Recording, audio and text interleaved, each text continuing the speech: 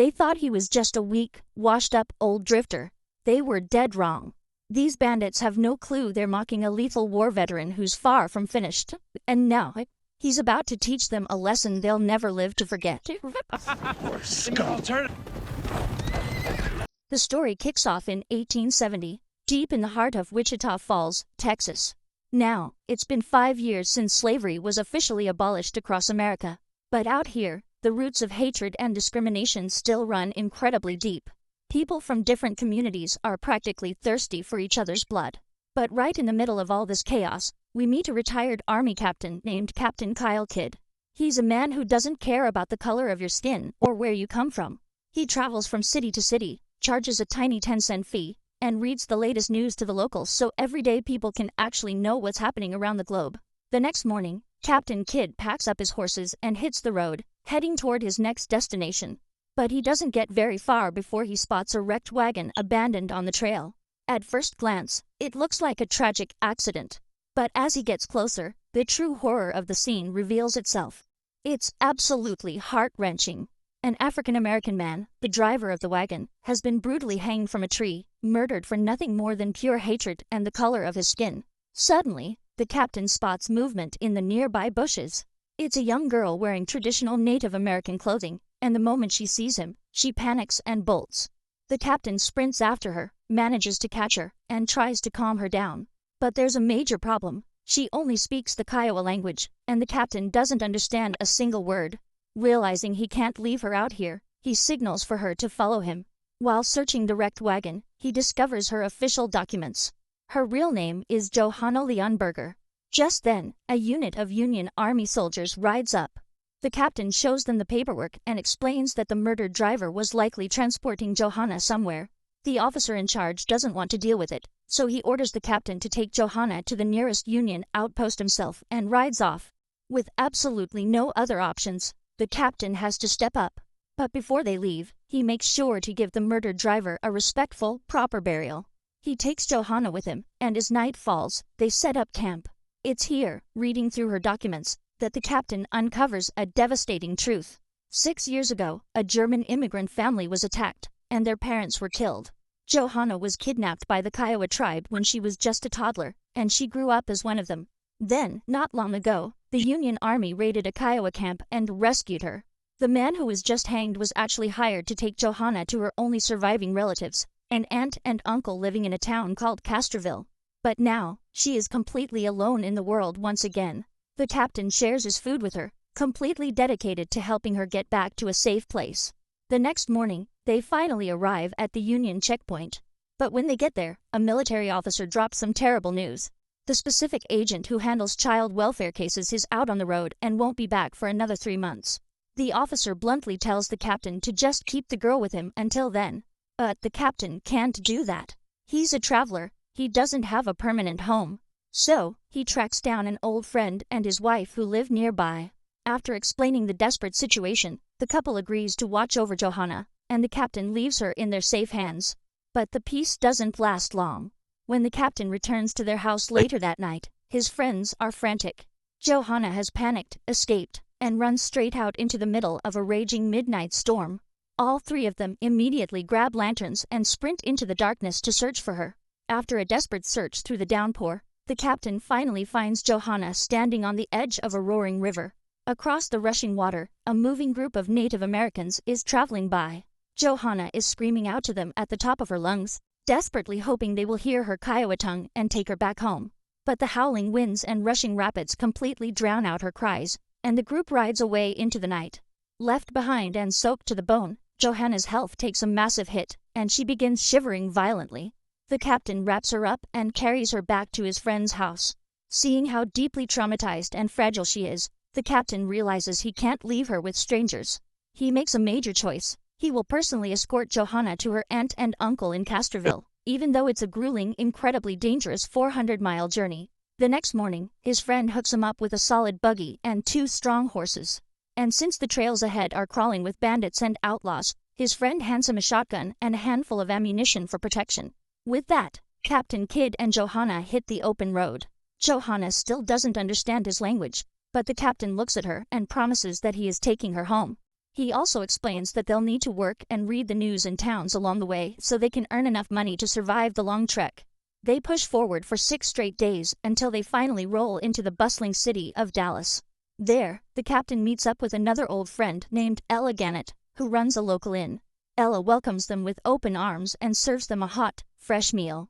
During dinner, Johanna is in high spirits, smiling and beautifully singing a traditional Kiowa song.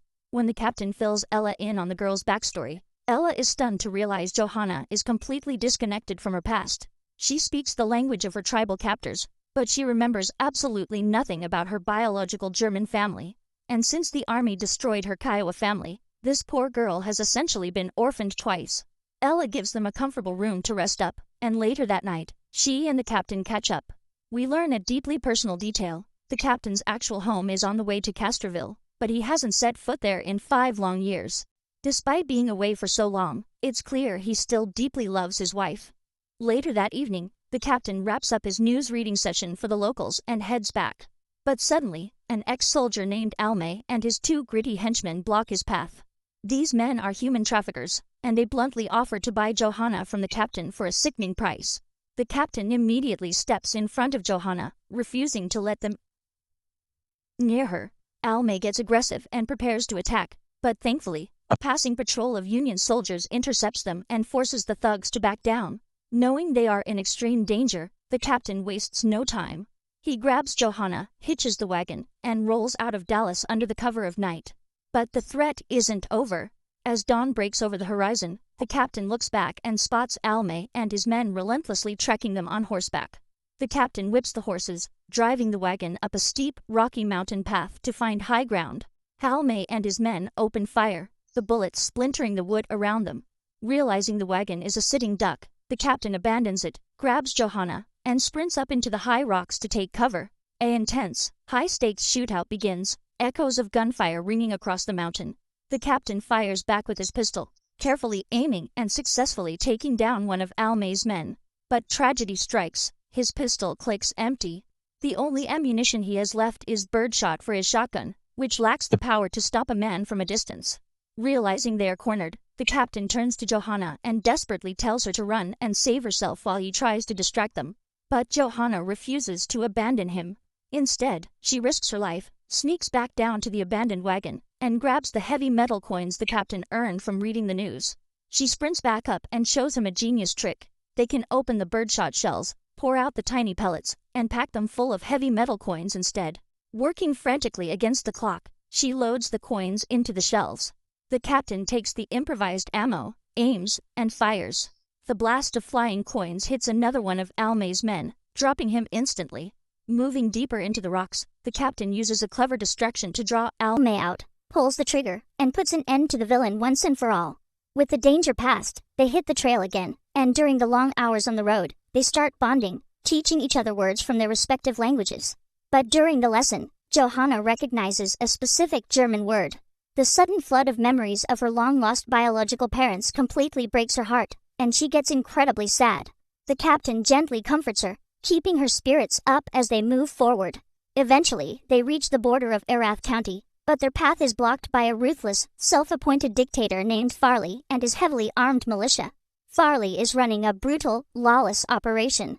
He and his men have driven out or slaughtered the Mexican and African American populations, and they are now forcing the remaining locals into near slavery to harvest and skin buffalo for his illegal empire.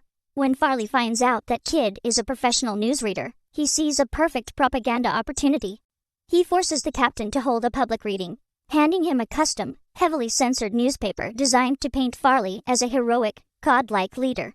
Farley wants his workers kept completely ignorant of the outside world. But Captain Kidd refuses to be a pawn. Instead of reading Farley's lies, he flips the script. He begins passionately reciting a real, inspiring news story about a group of brave coal miners in Pennsylvania who risked everything to save each other's lives during a catastrophic collapse. The powerful story hits the audience like lightning, igniting a fiery spark of hope, unity, and rebellion in the hearts of Farley's oppressed workers. As the crowd begins to riot, the captain grabs Johanna and tries to slip away in the chaos. But Farley's men are too fast. They surround them and pin them down. A furious Farley draws his weapon, aiming it straight at the captain's head, ready to execute him on the spot. But out of nowhere, Johanna fires the captain's shotgun, blasting Farley backward. Farley's surviving henchmen instantly draw their weapons to kill the young girl. But suddenly, one of Farley's own top men, a guy named John Kelly, steps up. He was deeply moved by the captain's story of brotherhood, and he turns his gun on the henchmen, taking them down. Kelly fires a final shot to ensure Farley is gone for good, saving the captain and Johanna. Kelly warns them that the territory ahead is heavily hostile, crawling with dangerous factions, and even offers to join them for protection. But the captain gently declines, advising Kelly to stay and help the town rebuild. Before they part ways, Kelly hands the captain a small, reliable revolver for extra defense.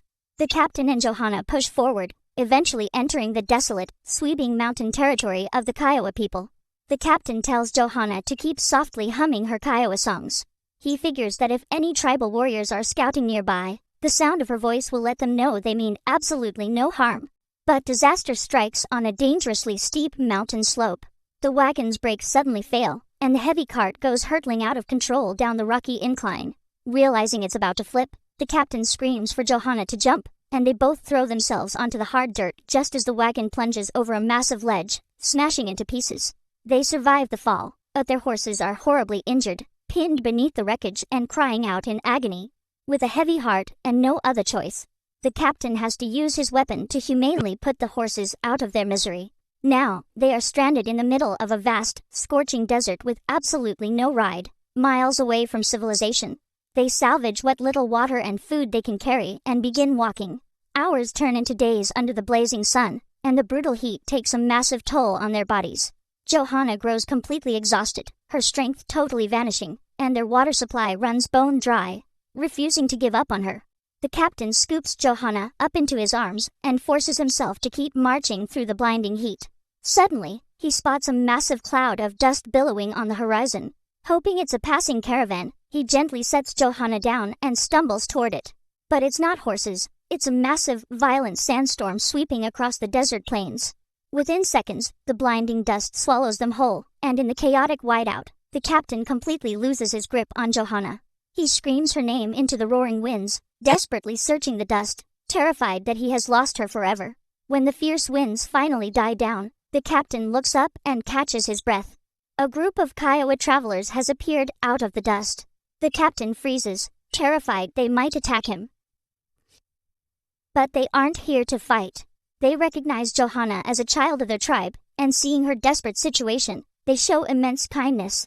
They hand her a strong, fresh horse to help her survive, and then they quietly disappear into the horizon without shedding a drop of blood. Mounted on the new horse, the captain and Johanna ride the final stretch of their grueling journey, at last arriving in the town of Castroville. But as they get closer, Johanna grows incredibly quiet, tightly holding on to the captain, silently begging him not to leave her. The captain tracks down Johanna's biological aunt and uncle and introduces her. He sits down with them, explains everything they've been through, and hands her over, believing with all his heart that a child belongs with a true family.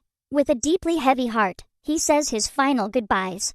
But Johanna is deeply hurt and angry. She feels abandoned all over again and refuses to even look at him as he rides away. The captain rides back to his own hometown, his soul feeling completely empty. He approaches his old house, unlocks the door, and steps inside. The place is totally deserted, covered in a thick layer of dust, looking as though no one has lived there for an eternity. He finds a small box belonging to his wife, opens it, and takes a breath, completely overwhelmed by memories of the woman he loved. Later, he meets up with an old friend at the local church, where the crushing truth is finally revealed to him.